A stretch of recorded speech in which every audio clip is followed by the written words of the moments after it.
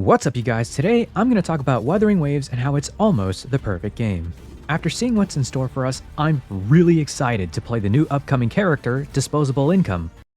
Hi, I'd like to take out a loan, please. Chang Li. Looking ahead, I wanted to share my thoughts on the game so far. I'm going to talk about what makes Wuthering Waves so great, what doesn't, and what Kuro Games needs to do or avoid to make sure this game gets closer to being that perfect game. And I bet I'm not the only one that wants this game to be the best that it can be. You probably feel it too, but you can't quite put your finger on it. You want to love this game, but something just doesn't feel right. There are spans of pure brilliance, and yet you find yourself yawning at times. I felt the same way too when I started playing, and I found out what the problem is that's holding this game back so much. It's just that this game feels boring. Wait, before you say, gee, thanks, dumbass, and click off the video, I promise it's a deeper issue. The game is boring, but not because there's nothing to do. The game at its core is incredible. The combat mechanics, character design, and challenging gameplay are phenomenal. Even the movement. Yeah, movement. The real issue is that the package that all of this comes in is too familiar. In other words, the game seems boring because it feels like we've already played this game before. Let me specify, I bet you guys already know where I'm going with this. Most people that are playing Wuthering Waves have probably come from Genshin Impact. It's the gold standard that other games of the genre, the open world RPG, strive to compete with.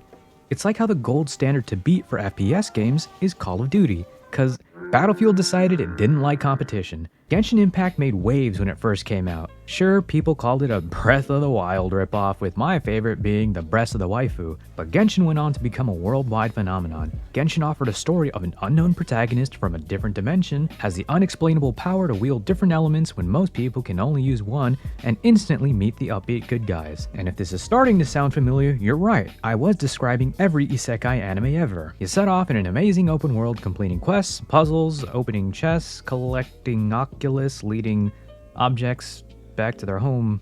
There's a random doo-doo flight battle that never happens again. Wait a second.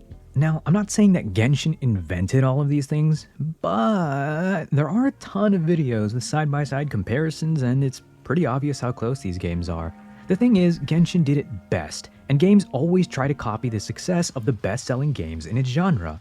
Every game has its knockoffs and killers, but every once in a while, someone tweaks the formula just right, adds just the right thing, and suddenly you have a new smash hit title. And that happens often with FPS games. FPS games dominate the video game scene because there's a PvP aspect to it. There's always something new or unexpected when you play your next round. But when it comes to something like an open world RPG, such as Genshin or Wuthering Waves, once a player has seen its story, there's not really much reason to do it all over again. Now, having a story or RPG setting doesn't take away from the game itself, as something like Elden Ring won Game of the Year and still has a massive player base to this day. My point is that it's not a good thing that the story and core of the gameplay feels so similar in a genre that needs these two things to stand out. It's not a good sign when players demand a skip story button because the story is so boring you'd rather blow through the dialogue and watch the same 3 animations you've already seen in Genshin get repeated so fast that the NPCs start doing the fucking Macarena. Honkai Star Rail is a perfect example of how a generic, nameless traveler can have a unique and incredible story. Penacony's story was spectacular, and I feel that Honkai Star Rail does the best job of writing a story with interesting characters that also feel impactful. To you, my dear audience, I dedicate this performance. All that is to say, I think that it's come to the point where Wuthering Waves has enough different mechanics than Genshin that it's evolved to a point that they're their own entities. In the same manner that Battlefield Bad Company 2 was literally marketed as the COD killer and instead went on to develop its own dedicated player base for the Battlefield series as opposed to killing its competition, Wuthering Waves, while similar at its core as an open world RPG, has become its own thing. It's not a Genshin clone, and it's not a Genshin killer. The art style, combat, and mechanics make Wuthering Waves stand out. This is the COD to Battlefield, the CS to Valorant, and the Breath of the Wild to the... you guessed it. Oceanhorn 2 Knights of the Lost Realm, right?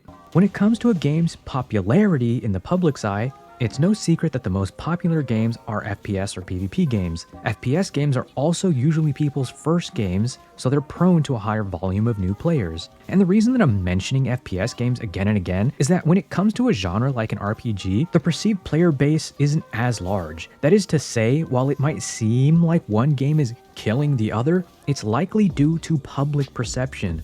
When one big streamer plays Wuthering Waves, Genshin tanks in views, but the inverse is also true. While in contrast, when a game in a genre that has larger fan bases, such as FPS games like X-Defiant come out, Call of Duty barely loses viewers so it doesn't look as dramatic numbers-wise. Genshin still maintains a very healthy player base, and Wuthering Waves is just the new branch to come out of this genre with its own, now dedicated player base.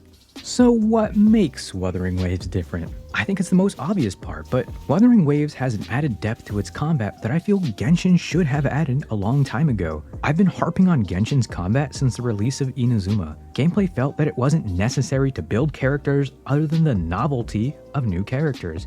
And even still, the lack of complex combat or enemy mechanics made the game a rotation of EQ, EQ, EQ, EQ, EQ, EQ. The last time I logged on to Genshin was to try some controversial abyss, and even though I faced some enemies for the very first time, I could just ooga booga them down on my first attempt. It lacked any kind of skill testing or team building complexity. Gameplay can also get stale when characters also play too similarly. The amount of times I've seen it's just X character, like that's just Dendro Kaching, or that's a Geo Kaching, or you actually play Kaching? It gets boring. However, Wuthering Waves has built-in mechanics for characters' basic and heavy attacks, conditions for skills, and ultimates. Pair this with echoes, and Wuthering Waves can dynamically change up a character's playstyle that can keep older characters relevant while revitalizing gameplay. Much of how Dendro was such a good addition for the Electro and Hydro archetypes in Genshin for damage and playstyle. Watching players master the combat system using different teams or characters is honestly so cool to see. And if you're also into that, I strongly recommend Sweetily videos. Or Sweatilies, I guess. Anyway, it's honestly a treat to see the focus and dedication of players challenging themselves to do the hardest content in the game, even with self-imposed stipulations. We did it! But it's not just the characters when it comes to combat, because it takes two to tango. And that's where enemies come in. Wuthering Waves made enemies relevant in several ways. First is the actual combat mechanics. Having to learn enemy rotations and mechanics in order to dodge, parry, or not hit into a counter adds a layer of complexity to the game. This makes future bosses exciting, as there's still so much more potential for new future mechanics in terms of enemy attack rotations, conditions like range checks, and the layers of mechanics that are already in the game, such as a grab mechanic to throw things or straight up tearing shields off. The potential of the combat system, as good as it already is, can only get better. It feels engaging, which makes the game feel much more alive and involved, which brings me to the next part of the combat: the open world combat. The open world enemies will sometimes fight each other, which makes the world seem more alive. Maybe you stumble across a random echo from a fallen creature, and it's the same feeling you get when you find a random curly fry in your regular fries. Or maybe you jump into a fight between two groups of mobs. Animals are charging, random foot soldiers are shooting missiles, you don't know what's going on, but you want in. It's that same exhilarating feeling you get challenging a large group of enemies, like that first time you run into the Ruin Sentinels in Genshin.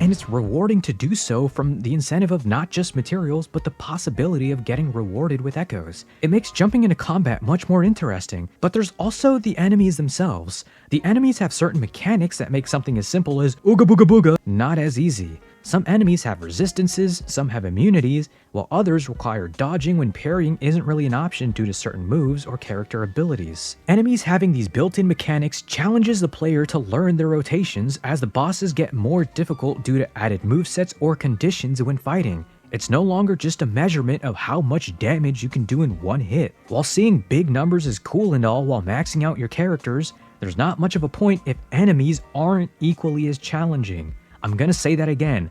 There's no point if enemies aren't as equally challenging. Otherwise, it'd be the equivalent of repeating the same attacks on a different looking training dummy. And it's for these reasons that I think Wuthering Waves is not a Genshin clone in a good way.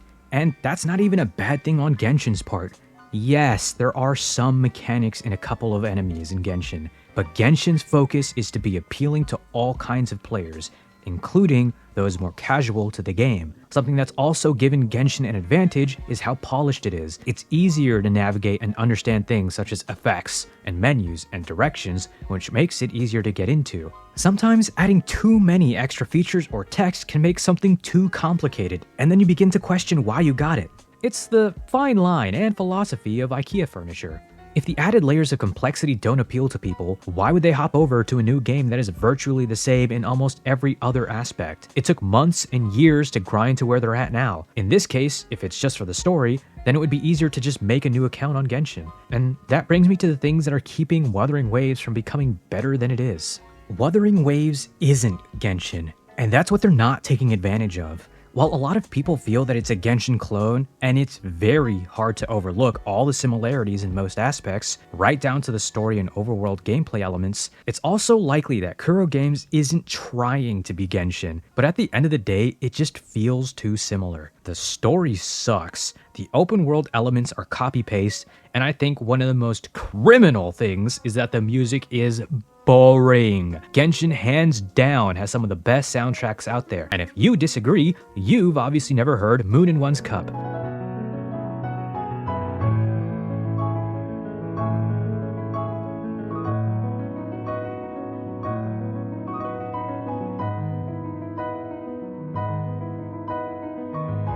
That is a masterpiece. I mean, think about it. Can you think of a single track in Wuthering Waves? Can you name it right now? Maybe the login screen, because it doesn't save your information for some reason, so every time you launch the game, you have to listen to it. Let's do a quick comparison. Here's the music for one of the story's main villain for his fight.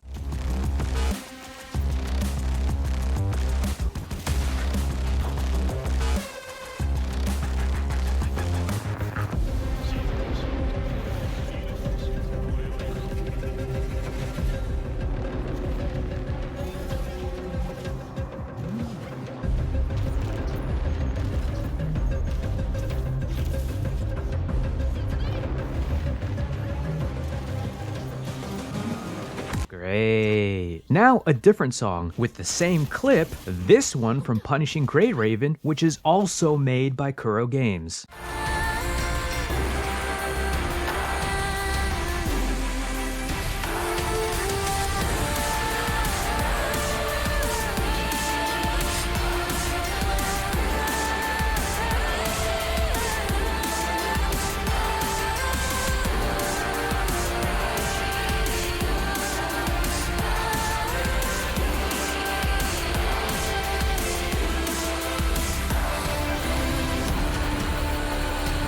The watered-down version of Genshin's story, same pointless dialogue that doesn't change the outcome of anything, uninspired open-world challenges, and a forgettable soundtrack, it makes Wuthering Waves so painful to wade through, and that is its biggest crux. Players have to wade through its boring story and overworld tasks to get to the interesting things. While it's not exactly how I'd look at it, I watched a very good video by Endeavor that puts it in an interesting perspective. I think you should check it out, but the gist of it is the journey and the discovery. Than actually memorable. They're lacking that wow factor that makes them worth exploring and being thorough outside of just scattered reward chests. They look really cool, but they can often feel like a backdrop for you to collect chests and complete puzzles than a place to actually experience. A lot of the open world elements we find throughout the game, the journey, are mundane. It's a task we repeat over and over and over again, and it's amplified by the years we've been doing it in Genshin if we played that game prior. Oftentimes, a lot of these big set pieces are also as boring as the soundtracks that are playing, but there are sparks of brilliance, such as this dungeon, that show that the team behind designing different elements to this game can be so much deeper. It makes the discovery worth it. While open world quests are part of the very nature of this genre of game, creating more engaging open world puzzles or even labyrinth style exploration that can include parkour to make use of the movement system and further cement that is one of Wuthering Waves' strong core feature that helps it stand out on its own. But it's also the little things that contribute to the lackluster feeling, such as Visual design elements. While sometimes the open world has beautiful locations and sightlines, most of the times it's like strolling through Detroit. The lack of vivid colors or even textures get boring to look at. Now, I'm not saying I need a disco ball or the mystery chest from Call of Duty Zombies, but some items like chests hardly stand out at all and kind of just blend in with the mundane, almost muted background. I mean, I don't know if I'm supposed to get asteroids or freaking Minecraft shovels from this box. And that muted tone contributes to larger issues like some characters and definitely most weapons lack identity. Genshin and Star Rail do a wonderful job making characters and weapons feel and look unique. Like, what the hell is this? Wait, what weapon am I using? That's its name? Genshin has a charming art style that I believe makes its interactable items, characters, and weapons stand out. I want to feel like I have something to be proud of when I open up my inventory screen and look at all the weapons and characters I don't use. I don't feel that with Wuthering Waves. While the animations, combat, and sound effects, not music, are crisp, I don't quite feel very excited when it comes to weapons or characters. Don't get me wrong, I love that we got to choose 5-star of our choice twice, but I can't say that any of them really stood out. Maybe Verena as one of the few healers and best support, but I think we can agree that Genshin's standard banner characters absolutely blow Wuthering Waves' characters out of the water. I mean, come on. I will die on this tiny anthill defending Kaching and Noelle. I love their designs, and it's probably the only reason my Genshin hasn't been uninstalled. Just, not updated. I know in recent releases, gameplay reveals, and drip marketing, Wuthering Waves is releasing more intricately designed 5-star characters with these really cool fancy animations, and I'll touch on this in a minute with areas Kuro Games needs to be careful with, but for now, I'll just be focusing on what hurts Wuthering Waves currently, such as echo variety. The variety of echo support abilities aren't amazing. It really feels like you have to use the 4-star echoes to even have a remotely interesting or useful support. I know the game just came out, but given that it's the monsters that don't determine the set effects, it means that we're locked into these specific set effects. That means that the variation of gameplay itself comes from the echoes themselves. That is, unless the set effects change if they open up newer regions that introduce new set of effects. I mean, it's cool in concept, but there needs to be more variety to the monsters. I hope to see more useful echo effects in the future, and not more summons of something that spits at enemies like a dissatisfied customer at a Waffle House. Yes, they're adding more echoes, but I think it would be more useful to have echoes that offer things like offensive, defensive, buff, or debuff support. Maybe even more open world exploration like an Inferno Rider. But he doesn't run out of gas because prices are so high. The game is so fast paced that getting in attacks and supports when you can weave it in, it feels like a real momentum killer when you're up against a literal god and you summon a Magikarp. But again, it's kind of just me being nitpicky because this game is new. But while I'm being nitpicky, it's an aside and it looks to be a one-off, but cooking. Why can characters make a special dish that's worse than the original? What the hell is this? Quite literally, who will let them cook? What can we make with these ingredients? How about the bamboo grass soup, please? Excellent choice, sir. That is tonight's chef's special. That sounds perfect. Let's go with that. Why, I will have the chef make it right away. Sir, are you sure this is the bamboo grass soup? Of course, sir. That was tonight's chef's special, the baboon ass soup. Okay, that one wasn't actually very important. I just wanted to use the phrase baboon ass somewhere in the script. But this is another example of how it's difficult to tell which dish is the specialty dish due to the muted design elements. I mean, Genshin absolutely does a better job with these smaller details that make things like cooking specialty dishes fun to do. And finally, we get to what Wuthering Waves needs to do to flourish and take advantage of this momentum it has. It's the most important thing in any RPG that keeps a game interesting. Endgame content. Something like Abyss is not endgame content, and it's actually the main topic of the only Genshin video I've ever made and also complained about. Wuthering Waves has its own version of it, and it's the exact same thing. It's some kind of buff that likely supports the new banner characters and has a strict time limit to get full credit.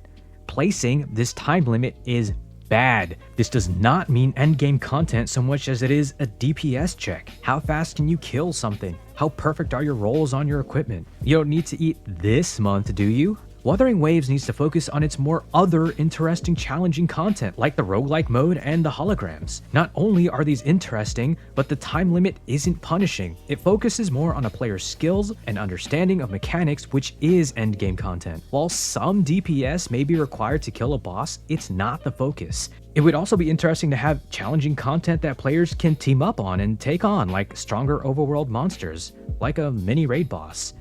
Monsters also have inherent resistances or straight up immunities such that one single team or character might not be the catch-all answer. This point is important because it gives a reason to actually build, learn, and play different characters. What if there's a boss that a gunner is most suitable to fight? I actually think that would be amazing. I've seen gameplay of people using gunners as their main DPS, and tell me that doesn't look like a freaking action movie? Giving players a reason to create and use more teams is the best part about these games.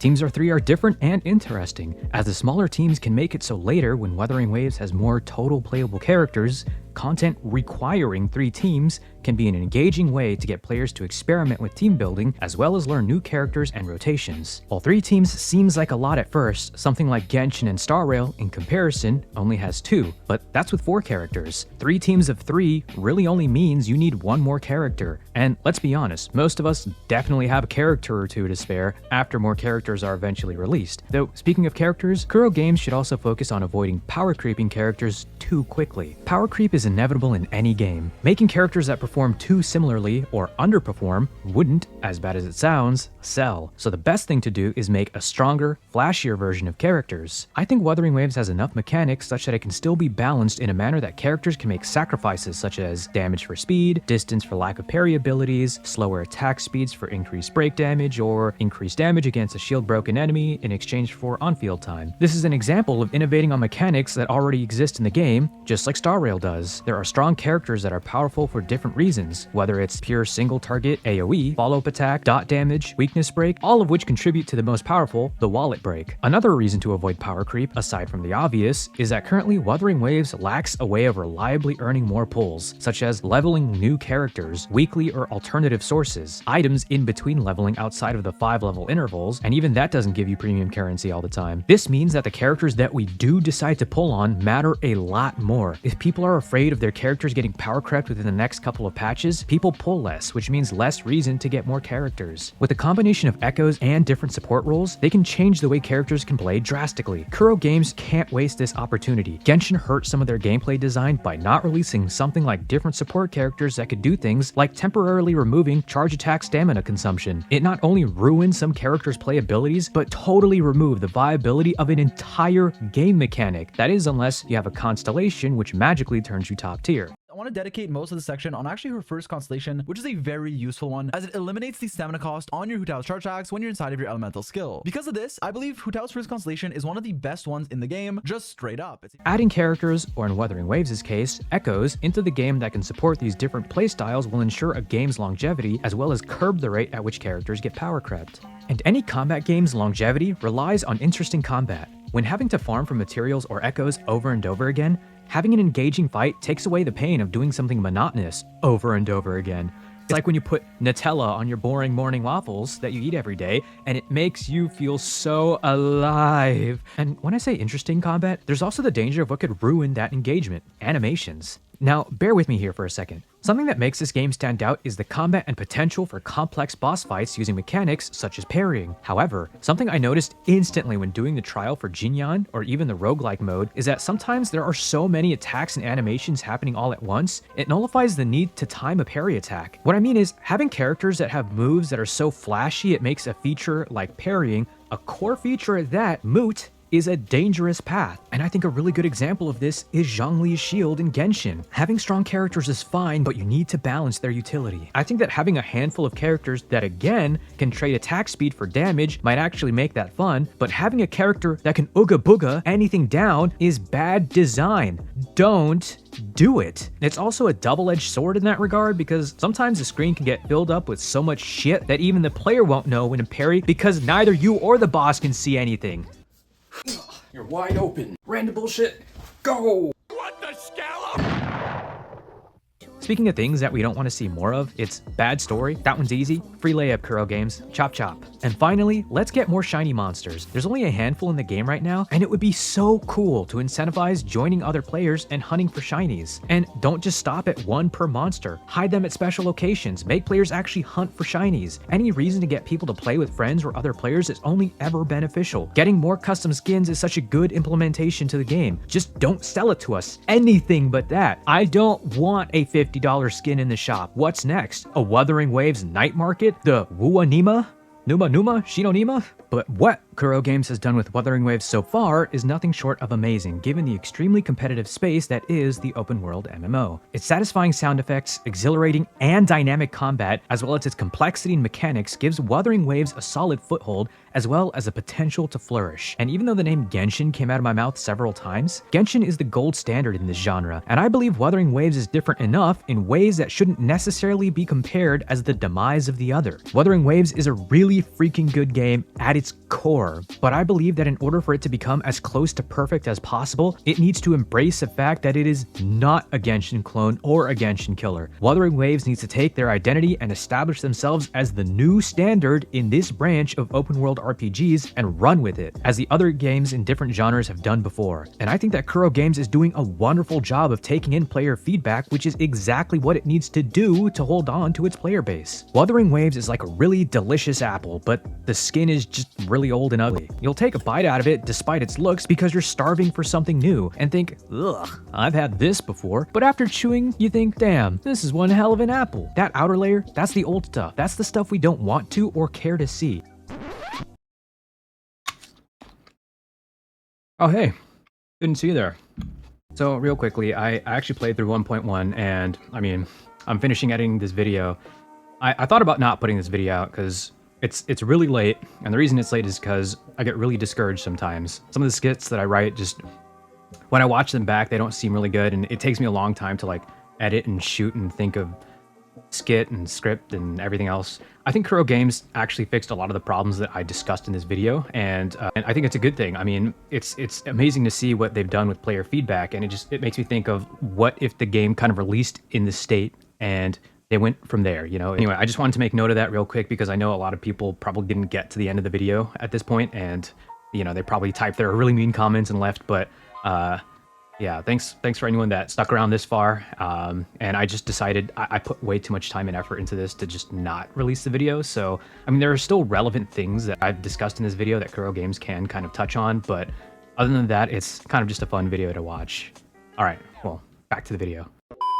I strongly believe in Wuthering Waves' potential for massive success, and if they can avoid the pratfalls and continue to improve their game, listen to player feedback, and focus on the things that make the game stand out, I know it will stand the test of time, unlike the games before it. And this can also be a good thing for games like Genshin. When competition comes out, people are forced to improve their games. How awesome would it be to be able to enjoy both Genshin and Wuthering Waves as games that are reliably fun for different reasons, especially when you're waiting on content from the other games. I can see the Reddit group already, the Wonshin Wimpactors, or like the One Wimps, I don't know. Well, that's it. I definitely have more thoughts, but with the new update that just came out, we'll have to see how the game progresses from here. Hopefully it improves, and Kuro Games, don't make me come back. I'm running out of skits. But then again, I'm just some random dude on the internet that makes videos. Thanks for watching. Check me out on Twitch and subscribe for more games I play and make complaints about. And wherever you are in the big wide world, have a good morning, good afternoon, and good night.